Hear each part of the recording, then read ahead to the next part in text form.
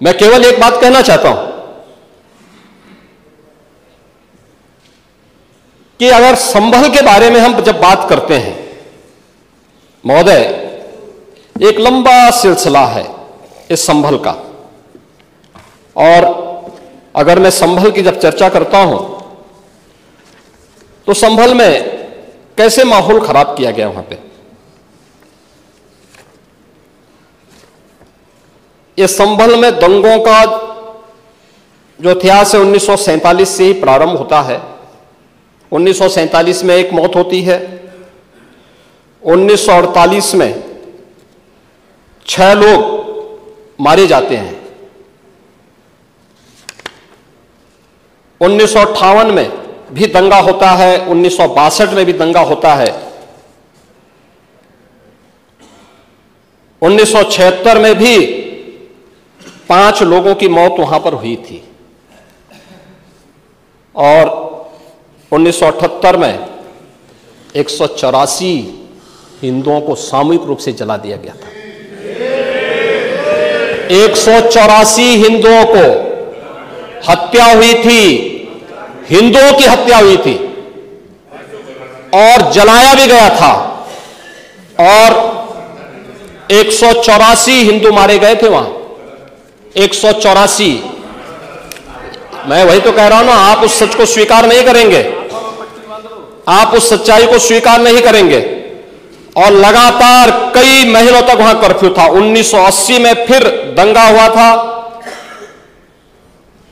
एक मृत्यु हुई। 1982 में फिर दंगा हुआ, एक मृत्यु हुई। 1986 में 4 लोग मारे गए, और 1990 फिर 1992 में 5 मौतें हुई, 1996 में 2 मौतें हुई।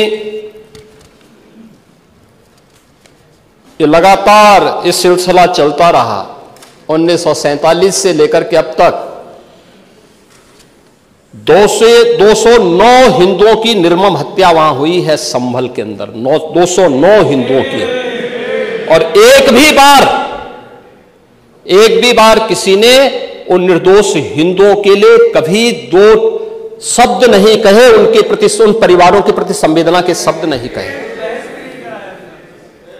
महोदय, जो आज घड़ियाली आंसू बहा रहे हैं, ये लोग कभी भी उन निर्दोष हिंदुओं के बारे में कभी 2 शब्द नहीं कहे। वहां पर 1978 में जो दंगा हुआ था महोदय, किस प्रकार की स्थिति थी। एक वैश्य जिसने सबको उधार दे रखा था पैसा, और उस बात को मानता था कि साहब मैं तो सबको पैसा देता हूं, मेरे यहां तो सब व्यवसाय के साथ जुड़े हुए हैं। अगल बगल के हिंदू दंगा होने के बाद उनके घर में इकट्ठे होते हैं। इकट्ठा होने के बाद उनको घेर लिया जाता है। घेरने के बाद वो बोलते हैं, भाई आप हमें क्यों घेर रहे हैं।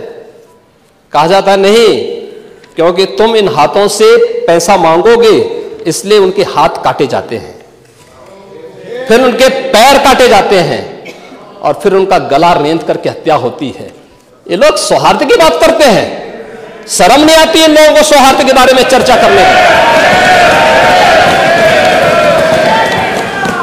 1978 से जो मंदिर आज निकल रहा है, 1978 से इन लोगों ने कभी खोलने नहीं दिया उस मंदिर को, जो आज बजरंगबली का मंदिर निकल रहा है, जो वहां पर आज 22 कुएं किसने बंद किए थे।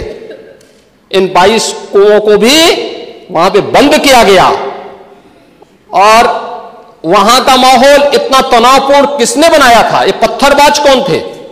एक भी गिरफ्तारी बिना साक्ष्य के नहीं हो रही है। और याद रखना, जिसने पत्थरबाजी की होगी, जिसने माहौल खराब किया होगा, उसमें एक भी बचने वाला भी नहीं है, एक भी नहीं बचेगा।